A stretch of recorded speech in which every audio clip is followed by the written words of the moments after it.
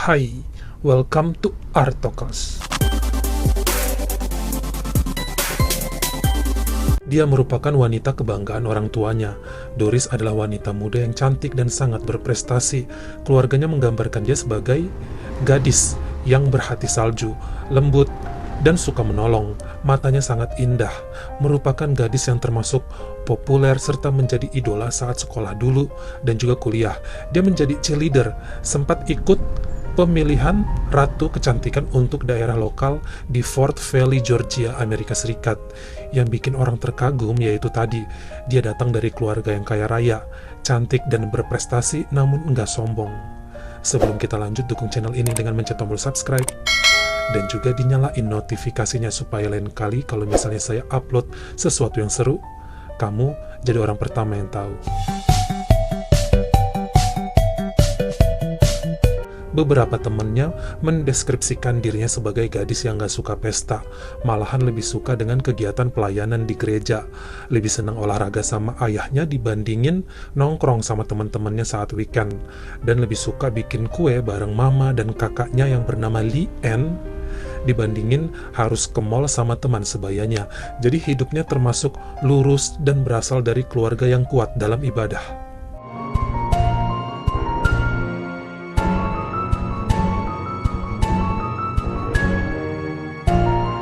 Setelah lulus kuliah, dikatakan pada tahun 1989, Doris kenalan dengan seorang atlet golf muda yang berprestasi bernama John Worrell. Sepertinya mereka saling cocok, berpacaran, lalu menikah pada tahun 1991. Yang akhirnya kemudian mereka tinggal di kota Douglas, Georgia, memiliki 2 anak perempuan dan 1 anak laki-laki. Kehidupan yang cukup bahagia, apalagi sang suami ini sangat kaya. Jadi selepas pensiun menjadi atlet, si John katanya membuka suatu usaha taman olahraga. Area taman olahraga ini cukup luas, terbagi atas indoor dan juga outdoor. Di outdoor ada kegiatan go-kart, area mini golf, lapangan basket, dan juga taman bermain anak-anak. Sementara untuk area indoornya ada ruangan bermain biliar dan juga bowling. Selain, mereka katanya membuka kafe juga di sana. Usaha ini dikelola langsung oleh John Worrell bersama beberapa stafnya. Sedangkan saat itu Doris bekerja sebagai guru di salah satu sekolah SD yang ada di kota Douglas, Georgia. Mereka terkenal sangat harmonis dan menjadi panutan karena terlihat sebagai keluarga yang baik-baik aja. Bahkan untuk di gereja biasanya mereka menjadi penyumbang tetap beberapa anggota yang gak mampu. Mereka juga mendanai beberapa anak di panti asuhan untuk tetap sekolah. Bahkan, anak-anak mereka dikatakan menjadi pengisi acara tetap pada acara keagamaan di televisi lokal kota Douglas.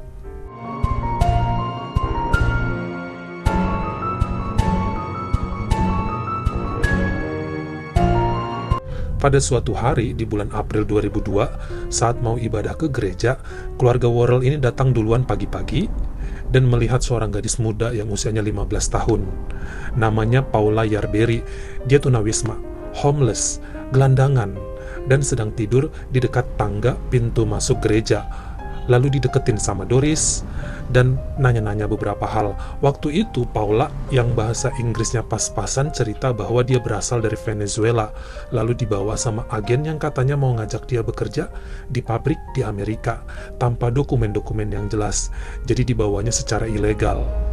Namun kemudian pabriknya katanya menolak karena dia minor, masih di bawah umur dan dokumennya nggak lengkap. Intinya agen yang bawa dia kemudian menghilang, padahal orang tua Paula udah bayar mahal ke agen supaya Paula bisa bekerja di Amerika. Sekarang Paula menjadi tunawisma karena nggak punya uang untuk kembali ke negaranya. Intinya, hal ini bikin Doris kasihan sama Paula, makanya setelah acara gereja itu selesai, Paula dibawa pulang ke rumah Doris dan diurus, dibeliin baju, dikasih makan, dan juga dikasih kamar lah. Bahkan katanya sampai semua urusan dokumen-dokumen diurus semuanya sama Doris. Maksudnya Doris kan kasihan sama Paula, dan Paula katanya mau kerja jadi pengasuh anak-anaknya Doris. Sementara Doris tetap memikirkan untuk pengurusan dokumen supaya Paula bisa kerja secara sah lah sama dia. Namun sepertinya mereka mendapatkan kendala untuk pengurusan legalitas untuk si Paula jadi warga negara yang sah.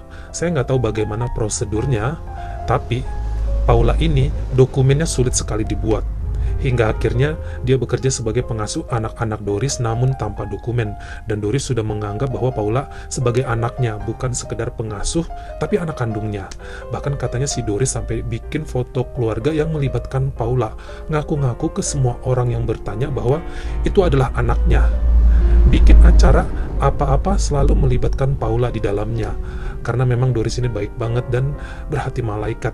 Dia mengajarkan banyak hal sama Paula. Bahkan si Paula disekolahkan lagi sampai lulus SMA. Namun menginjak usia Paula yang ke-19 pada tahun 2006, di mana Paula menjadi pengasuh anak-anak Doris. Usia anak Doris saat itu 12 tahun, 10, dan 6 tahun. Hal-hal janggal mulai dirasakan sama Doris di dalam rumahnya. Dia katanya merasa di rumahnya banyak hal tersembunyi, terlalu banyak kepura-puraan dirasakan sama Doris. Entah itu datang dari sang suami John Worrell yang tingkahnya mulai aneh, atau juga datang dari anak-anaknya yang mulai canggung. Lalu juga Paula katanya seperti semakin banyak dramanya. Satu hal yang menjadi fokus Doris adalah sang suami, John Worrell. Mulai jarang pulang ke rumah, bahkan sampai pagi baru pulang, dan sering teleponan atau SMS sama seseorang tengah malam.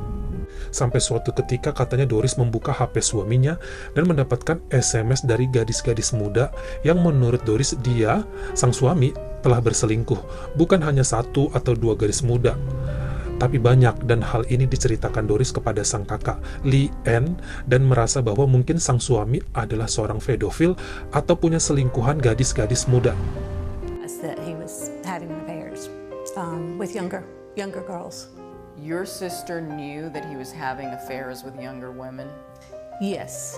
What was her reaction to the affair? She was a bit stunned, and she said John slept on the sofa for a while.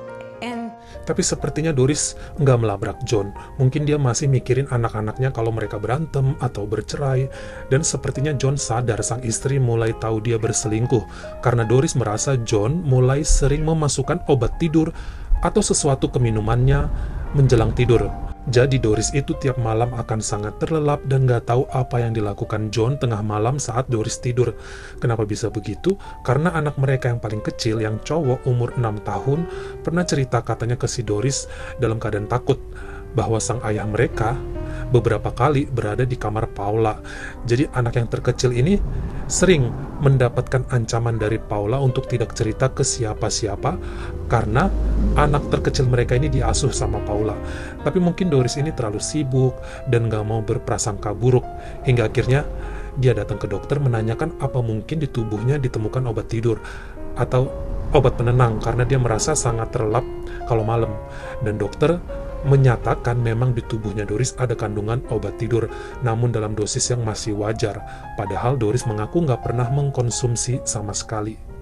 Katanya Doris mencoba mencari-cari di dalam rumahnya, tapi nggak pernah menemukan obat tidur. Terkadang dia juga ngecek diam-diam ke kamar Paula, tapi nggak ada obat tidur juga. Akhirnya dia diam aja karena gimana ya, mau nuduh kayaknya nggak ada bukti juga. Yang pasti keadaan di rumah memang sepertinya mulai mencurigakan. Ekor mata Doris juga katanya sering melihat John suaminya saling senyum dan lirik kepada Paula. Anak nomor 2 Doris juga pernah menunjuk foto keluarga mereka yang ada di ruang tamu dan bilang bahwa Paula ngomong Doris akan hilang dari foto itu dan digantikan sama Paula.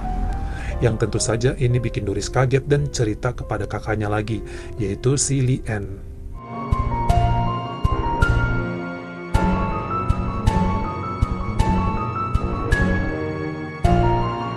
Pada Juli 2006 dikatakan John Worrell membutuhkan 1 tenaga kerja lagi di taman olahraganya.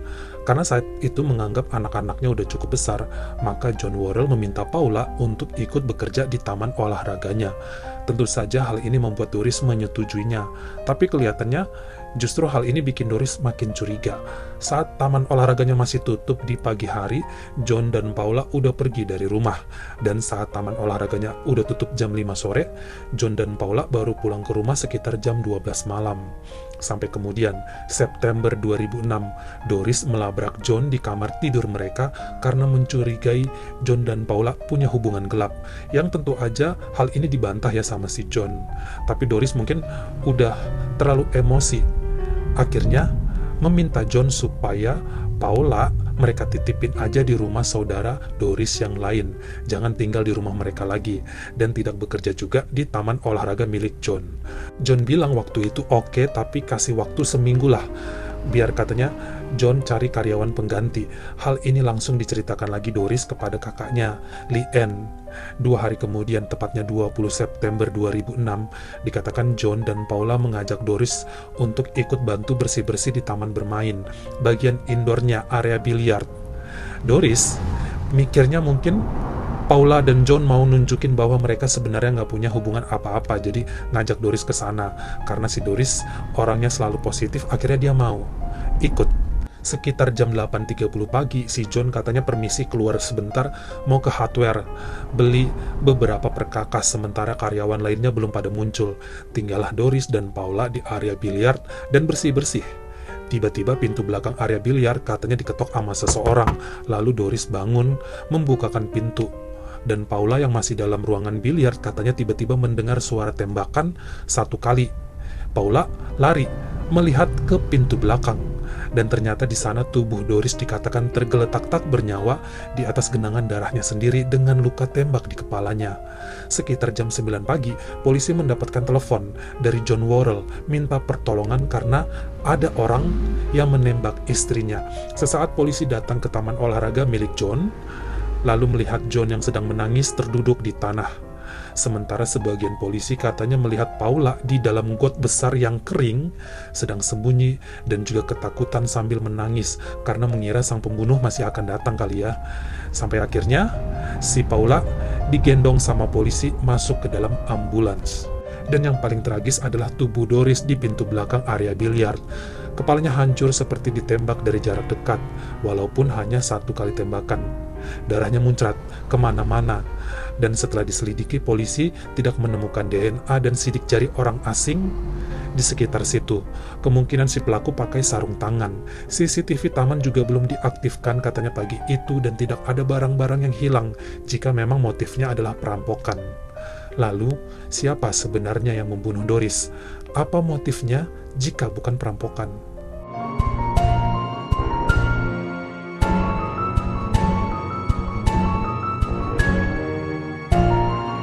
Sebenarnya kepolisian, detektif, dan kakaknya Doris yang bernama Leanne sangat mencurigai bahwa pembunuhan ini dilakukan oleh John dan juga Paula, karena hanya mereka berdua yang punya motif.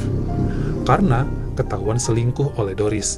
Namun sayangnya polisi nggak berhasil menemukan senjata pembunuh, dan tidak ada bukti kuat di TKP yang menyatakan mereka berdua yang melakukannya.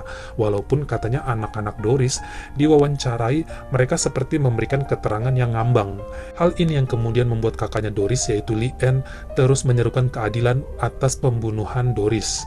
Bahkan waktu itu, pihak kepolisian akhirnya menangkap Paula Yarberry atas permasalahan dokumen dan juga izin tinggalnya di Amerika. Dia ilegal, makanya ditangkap. Saat di penjara inilah dimanfaatkan detektif untuk bisa menginterogasi Paula yang awalnya kelihatan kokoh bilang tidak tahu apa-apa, sampai kemudian katanya beberapa kali diinterview sama detektif, Paula bilang dia tahu siapa yang bunuh Doris, tapi dia belum berani mengatakannya. Sampai polisi bilang katanya John ya yang nembak Doris, tapi Paula diam aja sambil nunduk dan ketakutan. Sementara John mungkin feeling ya bahwa polisi nangkep Paula bukan sekedar masalah dokumen tinggal. Akhirnya John menyewa seorang pengacara mahal yang berhasil mengeluarkan Paula dari penjara. Jadi menurut pengacara harusnya permasalahan dokumen Paula itu sepele, nggak harus dipenjara. Paling ujung-ujungnya deportase bukan penjara. Inilah yang akhirnya membuat Paula bebas, namun dia dideportasi ke Venezuela. Padahal saat itu katanya Paula udah hampir ngomong siapa yang membunuh Doris. Ya akhirnya nggak jadi karena sejak punya pengacara, Paula disuruh bungkam terus. Akhirnya Paula pulang. Dan menurut beberapa detektif, kemudian si Paula ini malah pindah ke negara Costa Rica. John juga diinterogasi dan selamat dari berbagai tuduhan karena nggak ada bukti ya dia yang melakukannya. Dan detektif memang nggak berhasil membuat John mengaku, walaupun kakaknya Doris, Leanne, yakin 100% John dan Paula membunuh Doris supaya mereka berdua bisa menikah. Hingga akhirnya pada pertengahan 2008 polisi menangkap 2 orang yang mengaku telah membunuh Doris Worrell. Dia adalah Glidden Rodriguez dan temannya yang bernama Brandon Katz. Jadi si Glidden ini adalah karyawan John yang kerja di taman olahraga. Dulu si Glidden ini juga ditolong sama Doris karena nggak punya kerja dan kelaparan, sampai biaya nikah aja dibayarin sama Doris. Menurut Leanne, si Glidden ini orang yang baik. Dia nggak percaya Glidden membunuh Doris karena Leanne juga kenal Glidden dengan baik. Nggak ada motif dia bunuh Doris. Uang. Kenapa nggak rampok rumahnya aja? Kenapa cuma nembak Doris? Kenapa nggak nembak Paula juga sekalian saat itu? Karena Paula kan juga ada di TKP. Intinya, Leanne nggak percaya Glidden melakukannya dan pasti ada yang nyuruh dia buat ngaku-ngaku. Saat Glidden dan temannya Brandon diadili, katanya John Worrell dan anaknya kemudian pindah ke Florida, Amerika. Mungkin dia nggak mau disangkut pautkan lagi sama kematian Doris. Sampai akhirnya Glidden dan Brandon pun dibebaskan karena tidak terbukti bersalah. Bahkan Glidden punya alibi, di mana istri dan anak-anaknya bilang Glidden masih di rumah saat kejadian itu. Akhirnya kasus ini menjadi beku. Nggak ada tersangka, padahal jelas-jelas Doris terbunuh. Polisi juga nggak punya bukti John dan Paula pelakunya, dan tidak ada bukti mereka berselingkuh. Dan akhirnya menutup kasus ini 10 tahun kemudian, yaitu pada tahun 2016. Tapi namanya wartawan dan orang-orang kepo kayak kita masih aja cari-cari info. Akhirnya wartawan True Crime Daily mendapatkan info dari wartawan di negara Costa Rica bahwa sebenarnya John Worrell dan juga anaknya, 3 orang anaknya telah pindah ke warga negaraan ke Costa Rica, di mana Paula Yarberry juga ada di sana. Bahkan wartawan di Costa Rica menemukan sebuah keterangan di salah satu website kependudukan bahwa Paula Yarberry telah menjadi ibu sah atas 3 orang anak. Pada tahun 2017, 11 tahun setelah pembunuhan Doris Worrell, dikatakan pihak wartawan mendatangi rumah yang dianggap sebagai tempat tinggal Paula. Dan benar aja, di sana Paula dan juga John Worrell telah menjadi suami istri sah. Lalu mereka marah-marah ke wartawan. This is going to be interesting.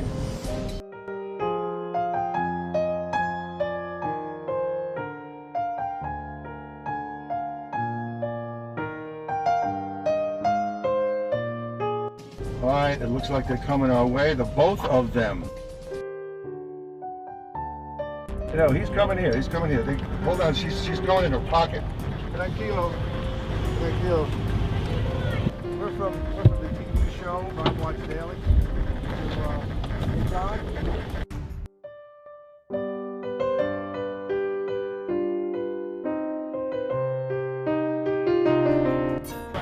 Get away from there, the video.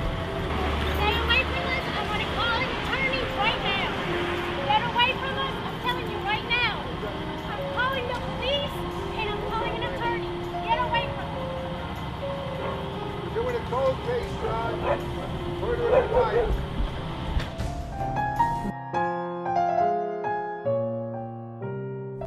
Walaupun dengan bukti ini, pihak kepolisian tetap tidak bisa mengungkap kematian Doris Worrell. Bagaimana menurut kamu? Apa mungkin suami Doris, yaitu John Worrell dan juga Paula Yarberry, yang memang telah membunuh Doris? Atau mungkin ada orang lain yang bunuh Doris tanpa alasan jelas? Kamu komen di bawah.